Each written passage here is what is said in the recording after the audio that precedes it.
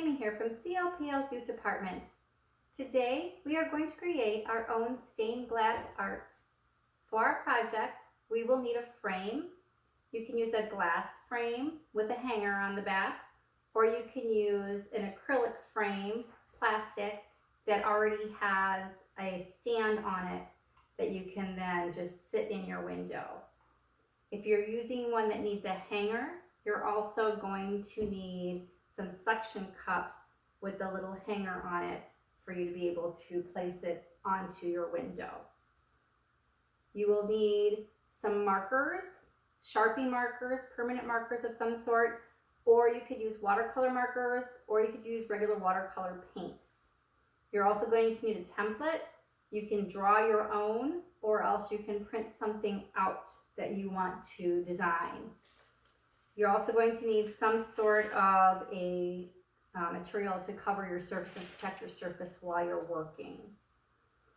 This one here is glass, and this one here is plastic, so it kind of gives a little bit of a different feel to it when it's finished. The glass one, I did use the permanent marker, and the plastic, I used the watercolor paint. So you can see a little bit of a difference with each of them in the end result.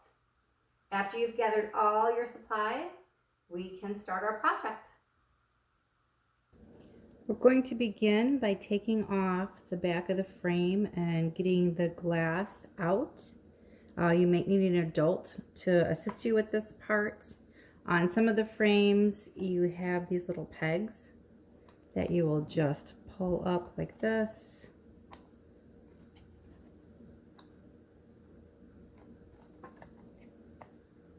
To take the backing off, take the paper out, and then take the frame out very carefully.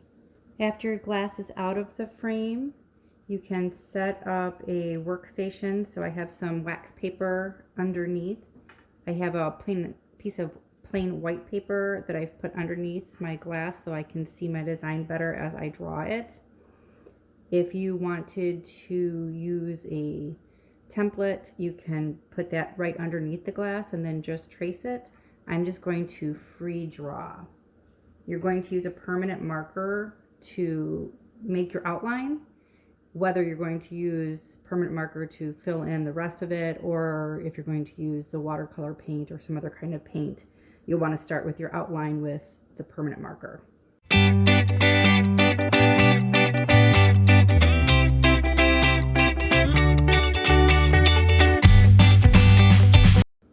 After your basic design is finished, then you can start painting or coloring in your colors.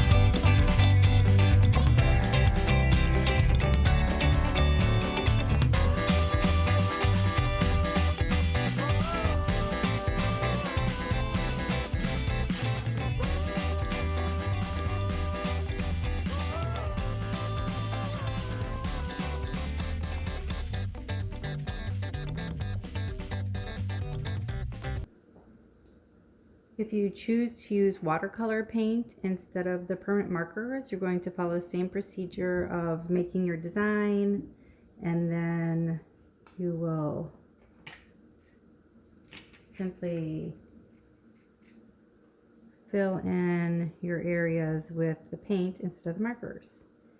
With the watercolors, you will have to let it dry a little bit longer, and you'll want to work in separate areas. I did notice that when I was working, if I did an area here or here soon after, before this was dry, it would start to bleed into it. You could do that certainly if you would like to have mixed colors, but if you wanted separate colors, you'll want to let it dry in between.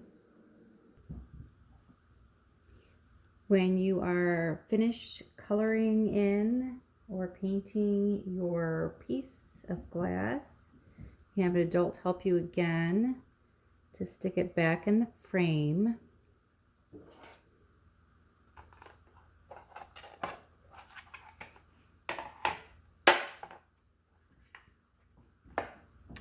And then you can hang it in your window using a suction cup and have the light shine through it.